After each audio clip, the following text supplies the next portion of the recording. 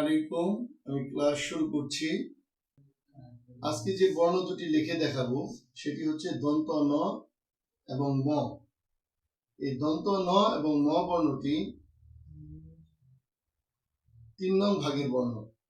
দন্ত ন এবং ম বর্ণটি বাচ্চারা কিভাবে লিখবে এই জিনিসটা শুরুতে বড় আকারে লিখে দেখাবো। সকলে মনোযোগ সহকারে দেখতে থাকেন। লেখার শুরুতে আমরা সোজা করে মাত্রা দিব। মাত্রা দেওয়ার পরে দন্ত নয়ের মাত্রাটা যদি কেউ সুন্দর করে লিখতে পারে বাকি অংশ সুন্দর হবে। তারপর আমরা এইভাবে দিব। তারপর নিচে থেকে উপরের দিকে এইভাবে উঠিয়ে দিব। এই হচ্ছে দন্ত ন। পাশাপাশি ম বর্ণটি কিভাবে লিখবে? ম বর্ণটি লেখার জন্য শুরুতে সোজা করে মাত্রা দিবে। মাত্রা দেওয়ার পরে একদম মাত্রার শেষ মাথা থেকে লেখার জন্য সোজা করে মাত্রা দিবে।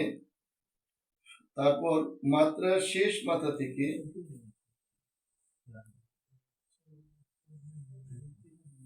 এইভাবে দিবে। তারপর এইভাবে উপরের দিকে মিলিয়ে দিবে।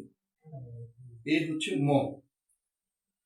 তো ম বর্ণটির ক্ষেত্রে যে জিনিসটি লক্ষণীয় সেটি হচ্ছে ময়ের এই মাত্রার শেষ মাথা এবং ম লেখার ক্ষেত্রে যে মাথাটা আমরা লিখছি এই দুইটা বরাবর হবে, সোজা হবে, দাগ টানলে যাতে সোজা হয়। এবং এখানে চোখা হবে, এই মধ্যবর্তী জায়গাটা অল্প হবে, জায়গা কম হবে। এখন বাচ্চারা এই ম ও দন্ত ন বর্ণটি আড়াই ঘরে কিভাবে লিখবে আপনাদেরকে একটু লিখে দেখাচ্ছি, যাতে আপনাদের বাচ্চাদের প্র্যাকটিস করা সহজ হয়, যেহেতু তারা বাড়িতে বারবার প্র্যাকটিস করবে। তো সকলে দেখতে থাকেন। প্রথমে দন্ত ন লিখব।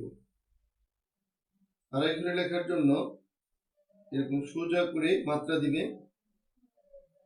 তারপর মাত্রা দেওয়ার পরে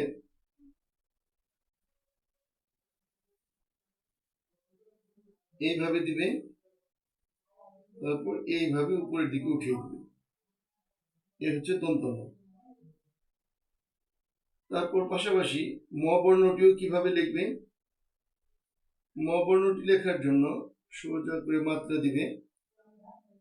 মাত্রা দেওয়ার পরে